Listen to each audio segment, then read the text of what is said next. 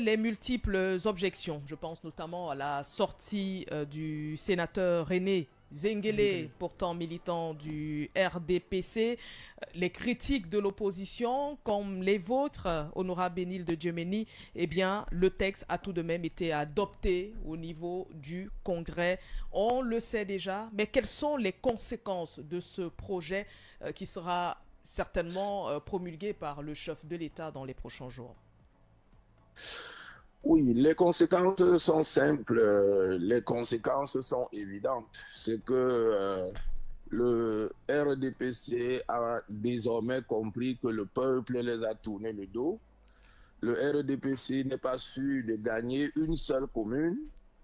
Le RDPC a décidé de confisquer la machine de l'État.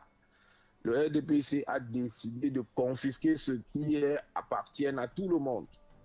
Donc maintenant, ils savent que aller devant le peuple pour solliciter un nouveau mandat, même après les 7 ans de M. Biya, ils seront copieusement écrasés.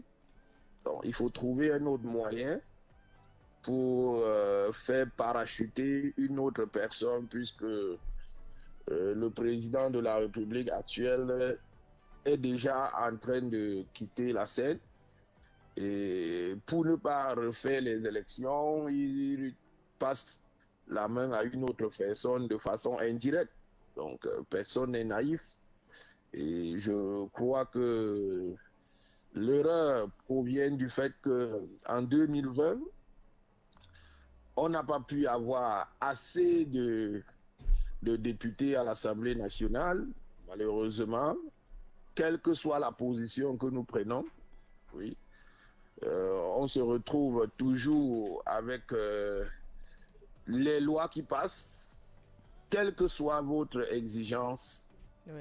Ils font toujours passer des lois. Donc, sur le principe de la majorité, les lois passent. Nous avions été en commission, nous avons déposé des amendements, même pour réaménager cette disposition pour que cela obéisse à un principe démocratique, même pour donner un contenu à un poste de vice-président, parce que vous-même, vous voyez aujourd'hui, c'est un poste creux. Ça ne dit rien absolument. Et on donne la possibilité à un président de la République de nommer son successeur. C'est quand même indigeste, c'est pas républicain. Donc, ben, le peuple doit savoir qu'ils sont dans un régime hyper dictatorial. Et les conséquences sont celles que nous aurions encore beaucoup d'années pour pleurer. Le développement ne peut plus être espéré au Cameroun. Le Cameroun va être le pays qui a tout ce qu'il faut, mais qui sera toujours dernier. Voilà les conséquences. Pour certains, on évoque également une réduction de la démocratie, mais le doyen d'âge de la Chambre haute, René Zengele, militant du RDPC, a déclaré, je cite, « La précipitation avec laquelle vous conduisez cette réforme est suspecte ». Il a pensé d'abord dans un premier temps à un canular. Comment avez-vous accueilli cette sortie du doyen d'âge? Oui, c'est un doyen que j'ai eu l'occasion de discuter avec lui pleinement, parce que tous ceux qui vont dans le bon sens de la République, je suis tenu à discuter avec eux. Donc nous avons beaucoup échangé à la sortie. Je l'ai même accompagné jusqu'à dans sa voiture. Et il n'a pas manqué de dire que ce que nous vivons aujourd'hui, c'est regrettable, parce que moi, je suis venu comme sénateur pour passer la main à la jeunesse. Mais si tout est fait pour que nous, les vieux, nous conservons encore le pouvoir, je dis non.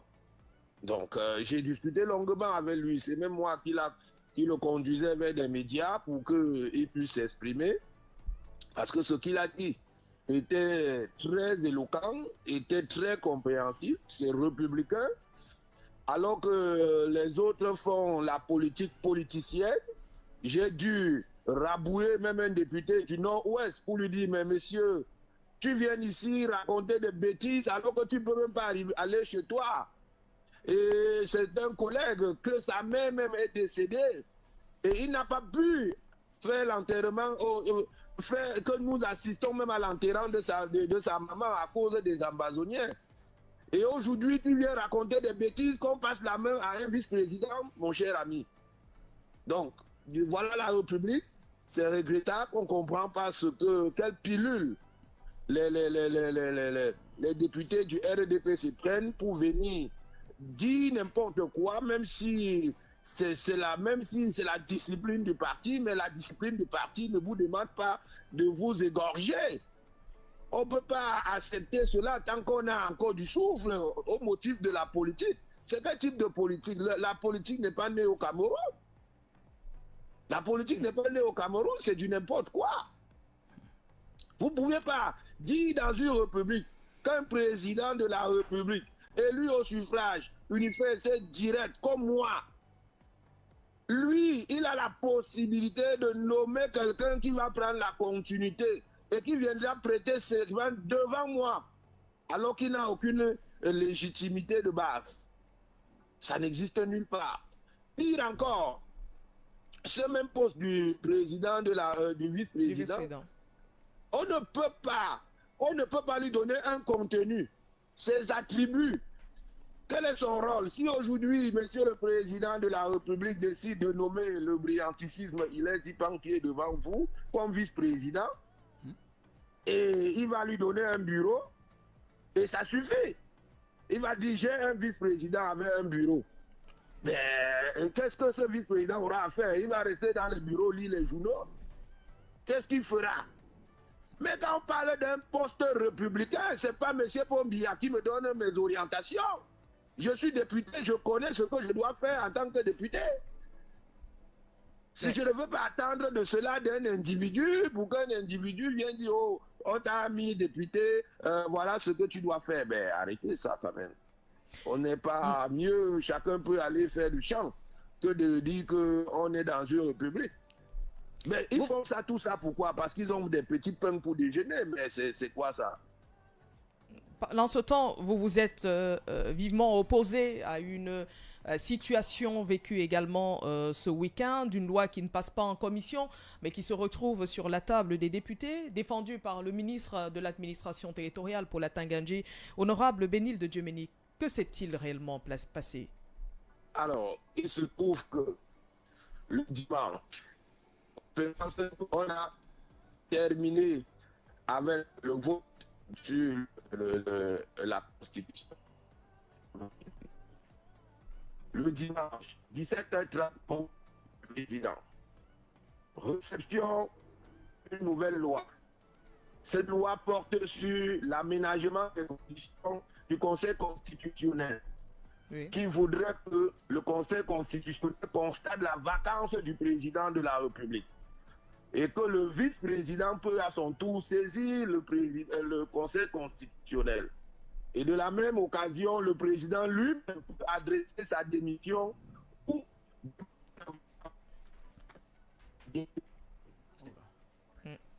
bon là, on sera obligé de relancer l'appel parce que là, on a perdu l'honorable Bénil Djemeni, mauvaise connexion, mais certainement il revenait, Emmanuel Coco, sur les images qu'on a pu voir il y a un instant, le ministre de l'administration territoriale pour la Tangandji qui est venu justement présenter ce projet concernant la prorogation du mandat des conseillers municipaux. Je pense qu'on l'a eu et que la qualité d'écoute sera meilleure. Oui, honorable Bénil Djemeni, poursuivez. Voilà, donc je disais qu'on a reçu un projet de loi à 17h et 17h30, nous devions avoir une plénière, tandis que le projet de loi qu'on reçoit à 17h doit être débattu en commission à 21h.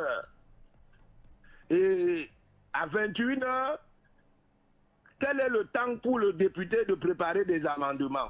Donc, c'est des lois qui sont préparées pour passer comme à la poste. Seulement, à 17h30, le ministre de l'administration territoriale se présente.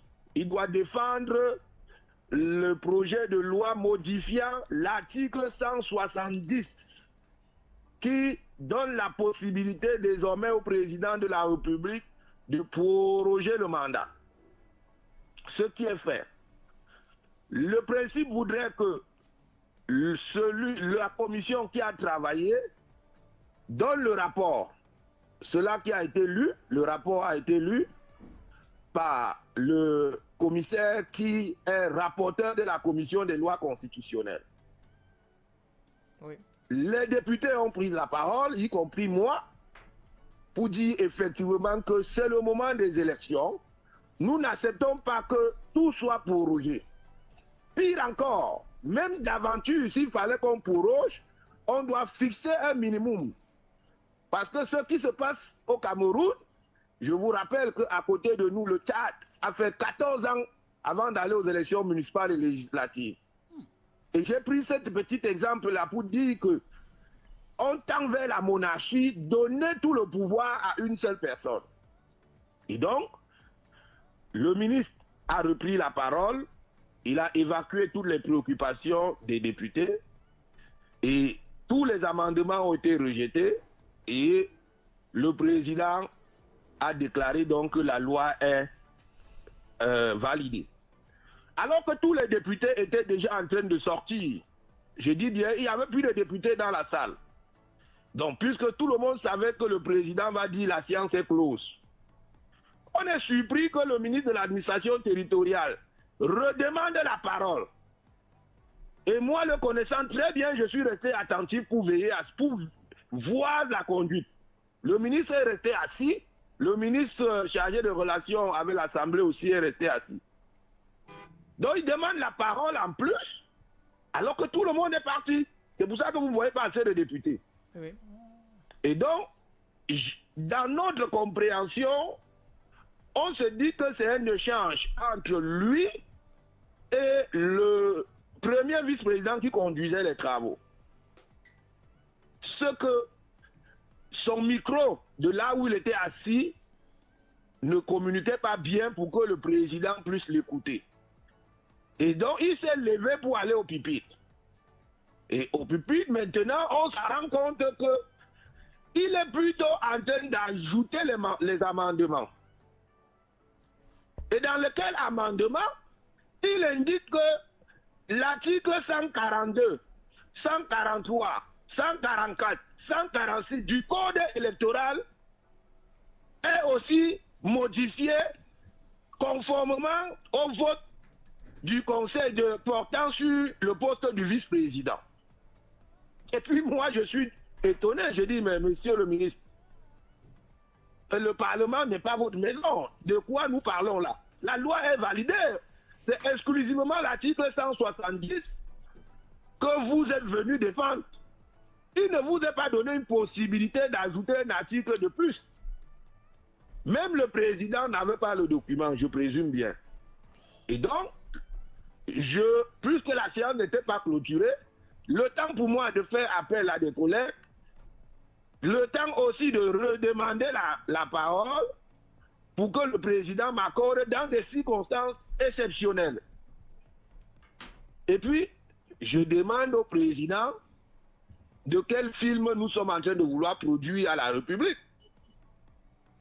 Nous sommes en train de valider, de discuter sur le projet de loi qui nous a été soumis en discussion. Parce que la discussion de fond au Parlement, c'est la commission. Oui. J'ai attendu tout à l'heure le ministre dit un certain article 142, 143, 144. Monsieur le Président, je tiens à attirer votre attention que nous ne voulons pas une promulgation de cette loi qui vienne encore de nous être soumis, parce que vous allez voir, la promulgation risque de ne pas être conforme, ne risque de ne pas porter sur l'article 170 seulement. Le code électoral risque d'être amendé avec plusieurs autres articles modifiés. Ceux que les députés n'ont pas validés, n'ont pas connaissance. Moi qui est député, à l'heure que je vous parle, il n'y a pas eu cette loi. L'article 142, 143. Et donc, je m'en vais donc reprendre mon code électoral et la Constitution pour voir effectivement que le gouvernement est en pleine cacophonie. Oui. Alors, le gouvernement aurait dû pendant qu'ils introduisaient le projet de loi pour modifier l'article 170, introduit encore les articles 143 et suivants qui donnent une conformité avec le poste de vice-président qui doit prêter serment devant le Parlement et dans ces conditions également.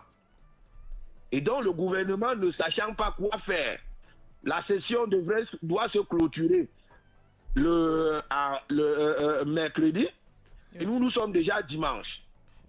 Le temps que la loi qu'ils introduisent, conférence de président, après conférence de président, une commission statue au fond, débat en plénière, puis transmettre dans la navette parlementaire pour le Sénat. Il n'y a plus de temps. Et donc, le gouvernement, avec une seule possibilité, soit de passer à comment on appelle ça, à de rallonger la session à une session extraordinaire pour une nouvelle loi. Ils ne l'ont pas fait.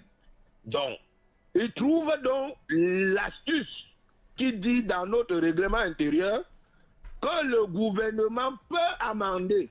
C'est-à-dire l'amendement se fait en commission. Oui. Quand on parle d'amendement, c'est exclusivement en commission. Et non en plénière. Donc si vous avez traversé l'étape de la commission, vous pouvez plus parler d'amendement. Tant pour le député que pour le gouvernement.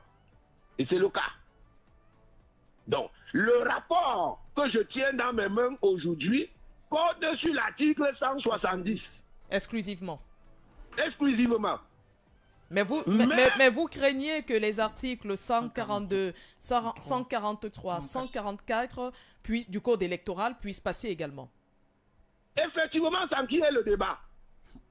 Voilà le problème, puisque le ministre de l'administration territoriale a pris la parole vite fait pour dire article 143, ces articles sont aussi amendés conformément, voilà ce qu'il a dit, conformément au poste du vice-président. Il a même utilisé le mot aménager. Arrêtez quand même. Et donc tous les députés, et là je voulais féliciter le député ici de PCRL qui est revenu et a même voulu prendre le micro parce qu'elle ne comprenait pas ce qui se passait, elle était déjà dehors. Puisque tout le monde étant fâché, la salle se vidait. Et donc, on est surpris de voir que le ministre, après sa prise de parole, parce qu'en principe, lorsque le ministre a déjà parlé, il revient au président soit de passer à un deuxième tour de questions. Là, c'est les députés qui doivent relancer. Oui. Mais le ministre s'est déjà entièrement exprimé sur l'article 170. C'est carrément de la fraude. Vous alliez, je pense que ce même ministre était au Sénat hier avec les mêmes lois. Oui. Et donc, il a également procédé de la même façon. C'est carrément absurde. On suivra la suite. Merci infiniment, honorable Bénil de Djemeni, qui nous fait revivre de l'intérieur ce qui s'est réellement passé. On a vu les images, mais on ne savait pas exactement de quoi il en retournait. Là, on est mieux fixé. Merci infiniment, honorable, et très bonne journée à vous. S'il vous plaît, madame, je voulais dire une seule chose. Nous vous écoutons. Les Camerounais doivent cesser de pleurer dans les bars, dans les hôtels, dans la rue. Nous ne sommes plus aux étapes de pleurs. C'est dépassé ça. Les Camerounais doivent savoir que celui qui a une carte vote et qui met en valeur sa carte vote, c'est celui-là qui est Camerounais. Si, pendant l'élection législative, vous ne choisissez pas le député qui aspire au changement, à porter vos revendications. Vous choisissez un député parce que vous avez bu une bouteille de bière ou bien parce que vous avez eu 1000 francs. C'est ça qui est le véritable problème. S'agissant aux affaires où d'autres disent non, les résultats sont connus d'avant, je dis non. Le problème qui se pose aujourd'hui, c'est la minorité de l'opposition à l'Assemblée. C'est tout. Vous avez vu, il y a eu 18 voix qui ont voté contre la modification de constitution. Ça veut dire que il y avait plus de personnes, il y a d'autres personnes du parti au pouvoir qui ont voté contre cette modification. Parce qu'il n'y avait pas 10 opposants à l'intérieur. Ceux qui étaient à l'intérieur, ceux comme nous que nous avons décidé de boycotter, il n'y avait que 6 opposants à l'intérieur. Donc, allez sur les sites, vous deviez savoir que le RDPC, il y a eu 12 personnes du RDPC qui sont contre la modification de la Constitution. Et donc, si nous ne choisissons pas les députés, parce que je ne vous apprends rien, les députés sont parfois cooptés. Oui. Parce que vous avez des zones où il n'y a pas de candidats. Je vais vous prendre plusieurs autres zones où les députés qui se trouvent là-bas n'ont jamais compété. Quand le RDPC vous choisit, vous êtes d'office député. Lorsque le RDPC a porté son choix sur vous, ben vous êtes déjà à l'hémicycle. Parce que il n'y a pas d'autres candidats. Et donc, les gens ne doivent pas venir à la fin tenir rigueur. Moi, j'ai passé presque 2 jours. Je ne suis pas sûr que j'ai mangé. À aller dans la commission A, commission B, venir en plénière et tout le reste. Mais c'est parce qu'il n'y a pas de députés opposants. À la limite, tu te décourages, tu te fatigues parce que le corps n'a pas besoin de dire qu'il va faire tout cela. Le corps se fatigue. Donc, la responsabilité, c'est au peuple camerounais. Donc, vous appelez les Camerounais à s'inscrire sur les listes électorales et le moment venu d'aller massivement voter. Que les candidats, que les Camerounais soient candidats. Que les Camerounais soient candidats. Ce n'est pas un jeu. C'est là où ça se joue. Et au jour d'aujourd'hui, nous vivons ça au Parlement. Je vais vous prendre un seul exemple. L'honorable du PCRN a introduit des amendements. Oui. Mais cet amendement, on est allé au vote. Et dans cette commission, il y avait que Cabral et honorable Koupit. Mais ils ont eu 2 voix. Ils ont eu 2 voix, puisque tout le monde a jugé l'amendement pertinent. Oui. Mais seulement, au moment de voter, ils trouvent que vous êtes minoritaire. Donc, Cabral a voté et l'honorable Koupit a voté. Mais ce n'était pas suffisant. Oui, on va sortir par là.